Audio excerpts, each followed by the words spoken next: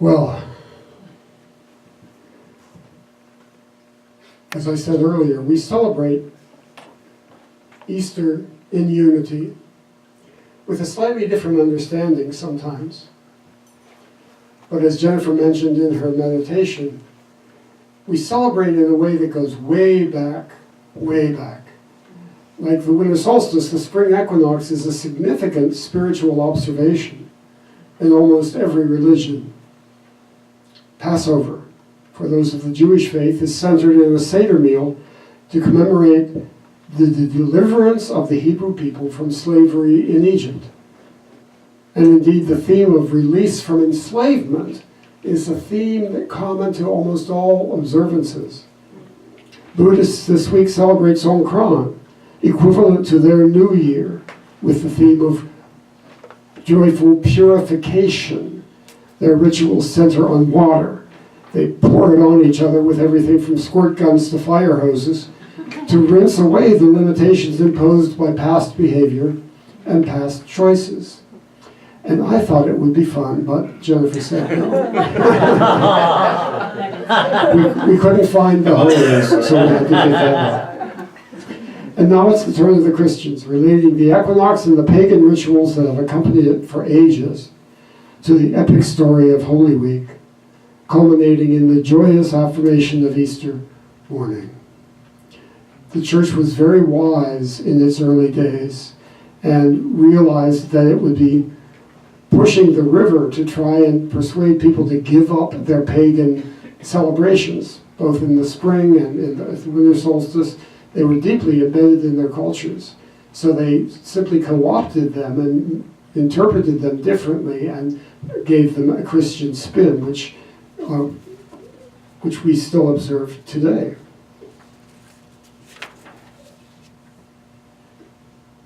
Sometimes it's confusing for Unity people. I get so many questions. As you know, I answer all the Bible questions sent to the Unity website, unity.org.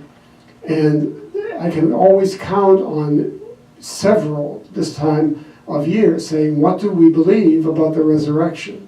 You know, did Jesus resurrect or not? What do we not believe? Or should we observe Easter at all? Should we just ignore it? Well, is it okay that the story still has resonance and power for us? Because it does, doesn't it? However we've come to understand it, it still has a great deal of strength. My own understanding of the story, and it's just mine, as you know, it's not Unity's, it's just me, has changed and evolved during Easter messages over the past 26 years. I've moved from doubt, through confusion, to a realization that I can embrace and believe the essential story without fully accepting the traditional interpretation of it. Do I believe that Jesus rose from the dead? No, not really, because that would require me to believe in death as a reality. There is no death. Do I believe that Jesus Christ moved through a painful crucifixion to a wonderful resurrection for the explicit purpose of demonstrating that death is an illusion, we are eternal spirit, and there is nothing to fear in the process? Yes, I definitely do. So the difference lies in our relationship with Jesus and our understanding of the Christ. The Christ is the eternal creative power. We are individual expressions of the Christ. We are all a part of the infinite eternal spirit that is the Christ. I believe in a trinity of divine mind, divine creative mind, and divine created mind that exists in the world around us. Our human identities are all expressions of created mind. Christ is the name we give to creative mind, the second dimension of the Trinity. Jesus demonstrated the possibility of bringing our Christ expression into our humanity. Not to claim anything individually, but to experience ourselves as expressions of the allness. If I've explained this clearly enough, then you can see that the experiences of Holy Week involved Jesus as Jesus of Nazareth, the wonderful spiritual teacher, and Jesus Christ as the full expression of the Christ that he came to be. For some 2,000 years, we've been worshiping the larger mind as it moved out of the tomb. My Easter meditations this week have focused on the humanity of Jesus Christ. The humanity. Because his humanity was as perfect an expression at that time as there possibly could be. He was Jesus Christ when he went through that whole experience. What was he thinking? How did he feel? Well, one clue for me is found in one of the statements from the cross. There are 7 statements scattered among the 4 Gospels that are credited to Jesus as he was on the cross, one of which from Luke is, "Father, forgive them, for they do not know what they are doing." That's always been read as kind of pitiful. Appropriate words from a suffering soul. Oh, forgive them, they don't know what they're doing. But what happens if you lighten it up? As if the human Jesus is almost amused at the drama that's unfolding. I spoke 2 weeks ago about Jesus before the tomb of Lazarus, and seeing that he wept not from pain, not from sorrow about Lazarus' death. He wept because he knew his time had come to leave. And he loved these crazy people who were running around saying, if you had been here, I'm just saying, if you had been here, Lazarus would be alive, I'm only saying. And he realized they would never get the truth that the Christ, that he was trying to bring out the Christ in them. He was not trying to get them to worship the Christ in him. And he thought the only way that's going to work is if I get out of here. And it's with that same attitude, I think, that I read those words. Father, forgive them, for they don't know what they do. They don't know what they're doing.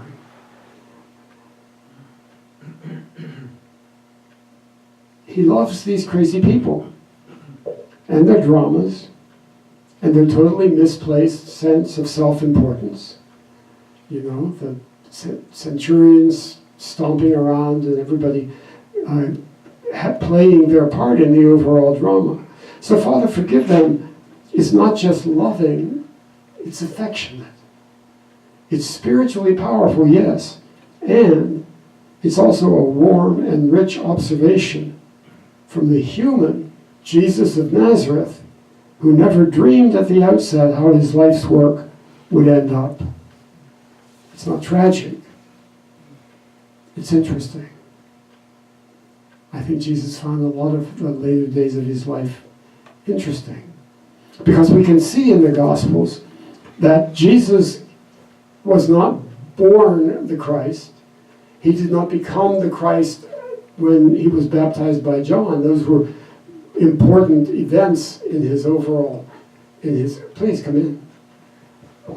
Important events in his life, but they did not define him. The baptism by John sent him into the wilderness with this new awareness. I am one with God. I am the Christ. What am I supposed to do about this? What am I to do with it? And at first he tries to squeeze it into traditional patterns by going to the synagogue and standing and preaching, and they wrote him out of town. So, okay, that's not going to work. So he started attracting his own followers and traveling around and simply sharing the message and demonstrating where possible as he moved through his ministry. So the difference is in what we believe, what we don't believe, what we believe Jesus believed, and what we don't believe Jesus believed as well. Because he had his own thoughts about this whole experience he was going through, don't you suppose? He wasn't just, that Mel Gibson movie made him just a passive victim with a lot of bleeding going on. He was never a victim. Jesus was never a victim. At any time, he could have stopped that process. He could have done it at the court of Pontius Pilate. He didn't. He chose not to. He chose to go through the experience he was going through. And seeing that and understanding that is so important, I think, to understanding what we celebrate at Easter. Because what we celebrate at Easter is not just the resurrection of Jesus Christ. It's not just the fact that he did move through the experience of death and return to his disciples long enough to make the point that death was an illusion. It wasn't easy. I love when he says to Mary Magdalene in the garden, "Don't touch me, I'm not quite there yet." I'm paraphrasing a little bit. But don't touch. He was holding himself together in physical expression when he was every cell in his body was craving to release and to spring into the elevated spiritual dimension. But he made sure they saw him. He made sure they understood the message, and then he left and said, "Good luck to all of you, and I'll see you in the kingdom." So we celebrate his resurrection. We celebrate the infinite love. We celebrate Mary Magdalene. I always celebrate Mary Magdalene today because she was the one who, from the beginning to the end of that process, knew exactly what he was doing. Stood, held the energy, held the focus.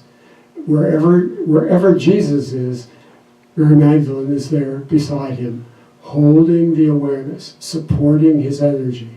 Throughout his time in the tomb, there is Mary Magdalene outside the tomb, waiting, just waiting. So we celebrate all of that. It's a wonderful story.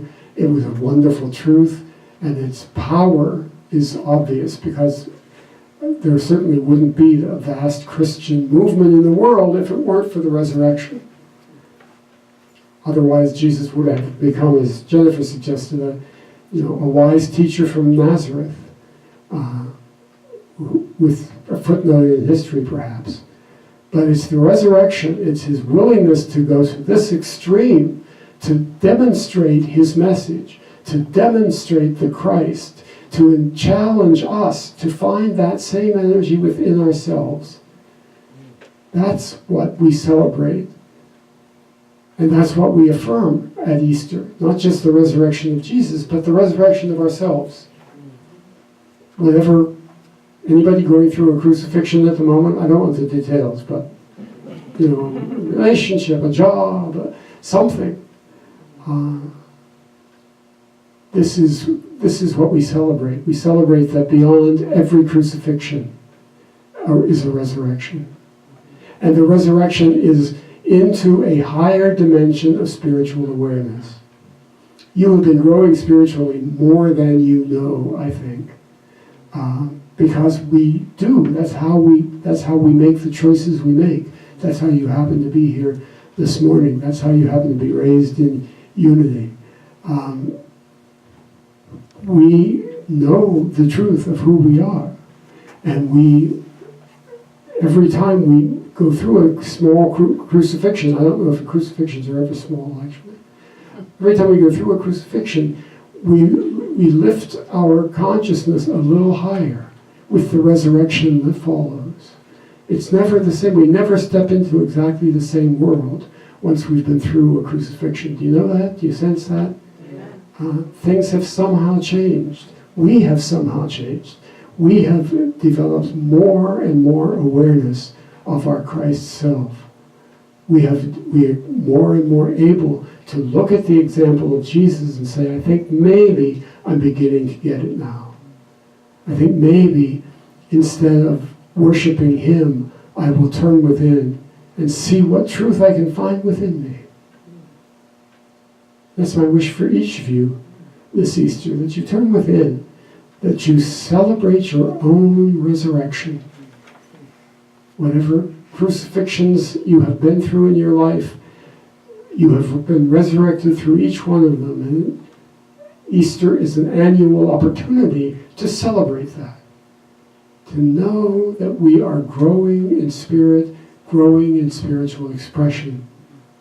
And for all of those reasons, I wish you all a happy Easter. Easter.